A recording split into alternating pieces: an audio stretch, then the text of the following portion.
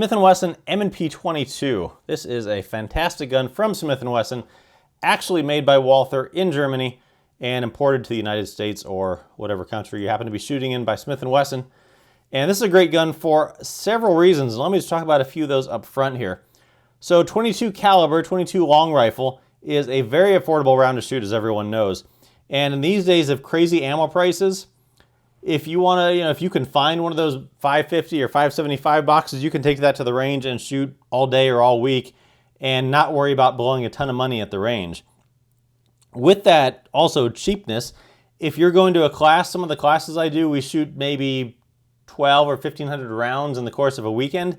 And maybe you're doing some drills where you need to get more of the mechanics of the drill as opposed to the mechanics of the shooting. Maybe you're learning how to clear a house and, pieing some corners and things like that. So you don't need the shooting itself of the 9mm that you're using. And that's where you could roll this gun in place of your 9 and save a bunch of money. Same with the M&P22 rifle. If you're taking a tactical rifle class, bring that along and shoot some of the 22 out of that instead of the 223, and you'll save a bunch of money there as well. So this is a very, relatively so, cheap gun to shoot. Also, because the 22 is so, the recoil in it is very little, very manageable. And a lot of new shooters are recoil shy. They're afraid they're going to pull the trigger and the gun's going to come back and smack them in the forehead like a Desert Eagle, or maybe it's going to throw a fly out of their hand because it's going to be so forceful. This is a great gun for new shooters. In fact, the range that I go to, we've started using this gun for our first shots classes, and replacing the Ruger Mark III that we had been using. And this gun, it's a little bit simpler to use than the Ruger was. It has a little bit less stuff on it. It doesn't have a bolt, and new shooters were just a little bit confused by some of that stuff. This is a great gun because it's very simple to use. It's very comfortable. It's very ergonomic, and it looks like a semi-auto that most people kind of envision. Also, because it's along the lines of taking it to a class, it's the exact same size as the 9. Here's my M&P 9, here's the 22, and so a lot of things are interchangeable with this.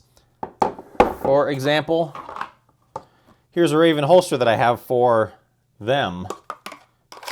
Put the 22 in it, fits great. Put the 9 in it, fits great. So holsters are going to be interchangeable for these two guns.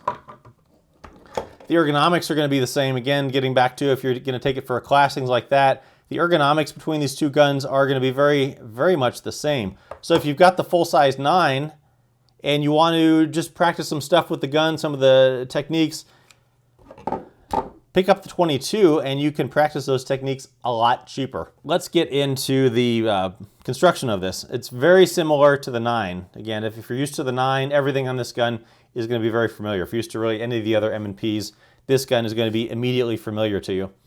So it's polymer frame. Down here, this is all polymer. It does have the stippling. The backstrap, however, is not removable like it is on the other M&Ps. Stippling on the front and back.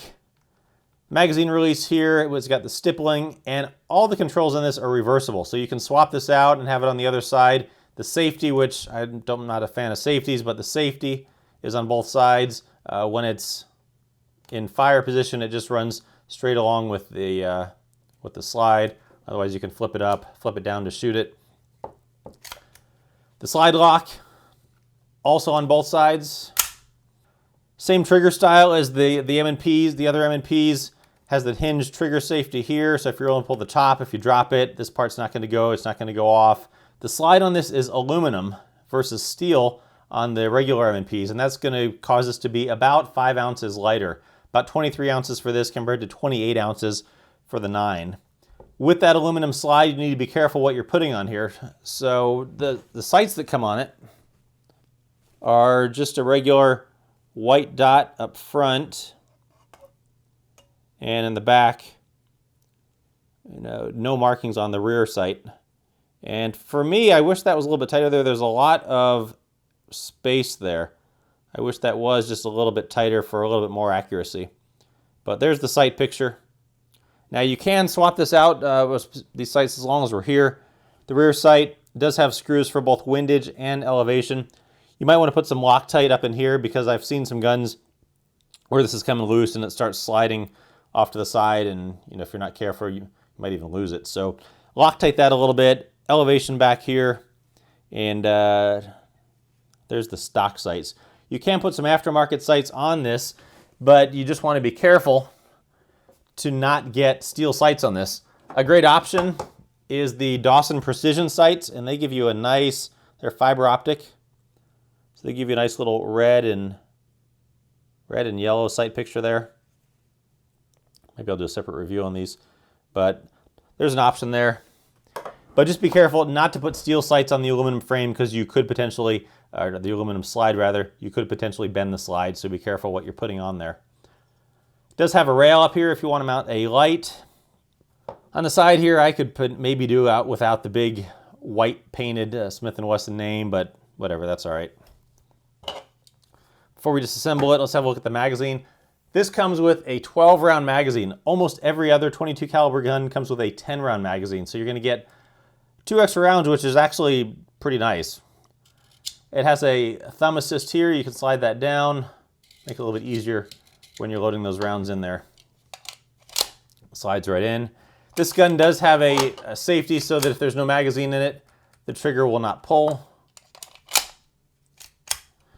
Put the magazine in, and there's the pull. It does have a reset right there. It's kind of a mild, not that palpable, not that audible, but it does have a reset. Let's look at disassembly of this. Disassembly is a little bit different than the rest of the M&P line. You do not have to pull it back. You don't have to lock the slide back. All you do is the takedown lever. You just simply rotate that down, and then you kind of jiggle it out. It's plastic. I'm always afraid I'm going to break the thing. Don't take it all the way out. It will come all the way out, but it only needs to come out to about there. Once it's there, just pull the slide back, up, and forward and off. Recoil spring here, as you can see, is quite light compared to that on the larger calibers, because it's only 22, obviously. First time you take this apart, it was a very foreign look to me on the inside of this gun. It's got that pin barrel, and the innards of this look, really mostly here, just look a lot different than what I was expecting the first time I took it apart. The barrel doesn't come off, but you can get in there, you can clean things. This is actually pretty gunked up because I've shot it a whole bunch. Reassembling it, recoil spring back on there, catch that up in there on the spring, pull it all the way back, and then forward, push the takedown lever back in, slide it back up, and you are all done. That's all there is to the takedown and reassembly. Pretty simple. Once you can get used to jiggling this little lever out and sliding it back in. Sometimes it goes back in easier than others, I've found. How about the reliability on this? I've shot, 1,000 or more rounds through this, and a lot of people that I've heard of this gun have had great reliability with it. I've mostly been using the bulk ammo. I've not really shot a lot of the more expensive CCI stuff through it, but mostly the bulk, the 550 pack, and I've had quite a few problems with it. And you'll see in some of the video I roll in here, but I've had some problems with stovepipes when I would charge it. I've had problems with the magazine not pushing the round up into the chamber. So for me, where the reliability has been kind of so-so. You know, people talk about, you know, could you use this as a self-defense weapon, 22? You know, there's the debate about using 22 for that, but the bigger problem with 22 for self-defense is that the 22s, the rim fires don't always go off. And this gun for me has got even problems on top of that because sometimes it's just not loading properly. But I'll run some video here and show you. Another loading problem.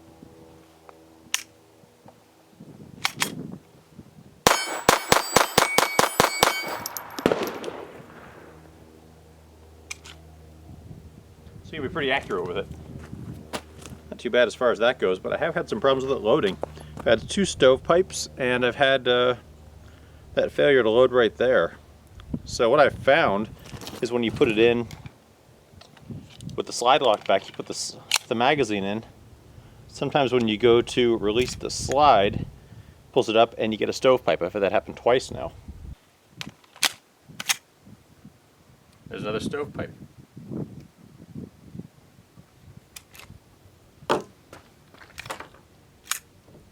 Interesting. That's 2 I've had now.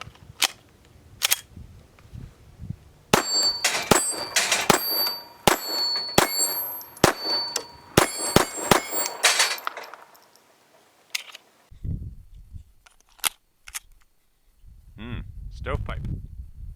Interesting.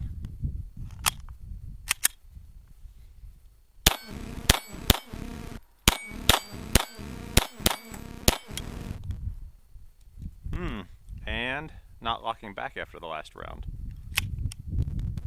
because the magazine is not ejecting that last round all the way up. Interesting.